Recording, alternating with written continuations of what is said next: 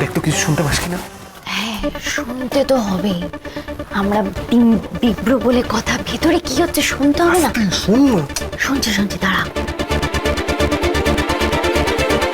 বলি, আমারও তোমাকে একটা কথা বলার ছিল। মানে আমি জানি না যে তুমি কাজটা আদৌ করতে পারবে কিনা, কিন্তু বাবার মতো আমারও তোমার উপর ভরসা আছে।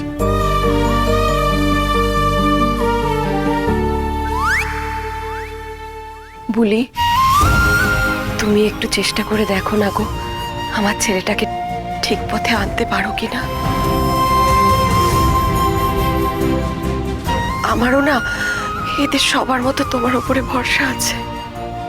আমার তো একটাই সন্তান। জানো তো বলি, আমার ছেলেটা আগে এরকম ছিল না। এখন আমার ছেলেটা কি থেকে কি হয়ে গেল, ঠিক করে আমার সঙ্গে কথা বলে না, হাসে না পর্যন্ত।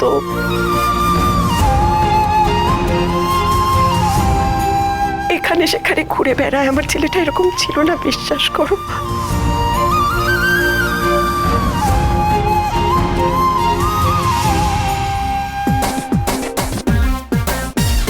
এক মিনিট দাঁড়াও তো, বাড়িতে তো গুপ্তচরের অভাব নেই।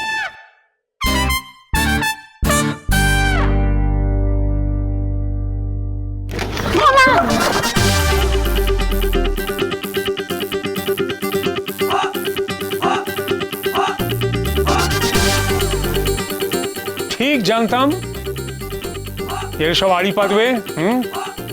ওরাং ওঠাকের দল। দাদান, বলছি পুলিশ সামনে আর এইসব কথা বলার কি দরকার? এমনি আমাদের উল্টো পাল্টা নামে ডাকে তো। তোমরা যা করছো আর কি নামে ডাকবো তোমাদের? হ্যাঁ, পাচকের সব গুপ্তচর ঘুঘুর মতন বাড়িতে ঘুরে বেড়াচ্ছে সারাক্ষণ। আচ্ছা নীলাদ্রি, তুমি তো ভালো ছেলে ছিলে। এই ওরাং ওটাঙ্গের দল ওদের দলে টেনে তোমাকেও একটা ওরাং ওটাং বানিয়ে দিচ্ছে। মানে না কর্তা দাদু, আসলে আমি তো ওদের বোঝাচ্ছিলাম, আটকাবার চেষ্টা করছিলাম। চুপ করুন তো, ভালো সাজাটা বন্ধ করুন। যাও, দাঁড়িয়ে আছো কেন? যাও।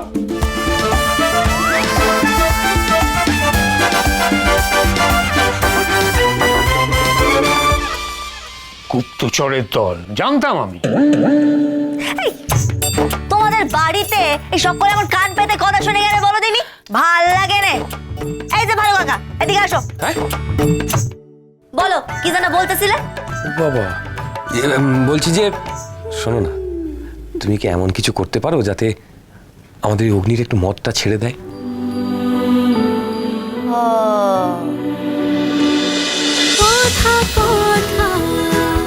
কথা সোম থেকে রবি প্রতিদিন সন্ধ্যে ৭টায় স্টার জলসায় ও জিও হটস্টারে।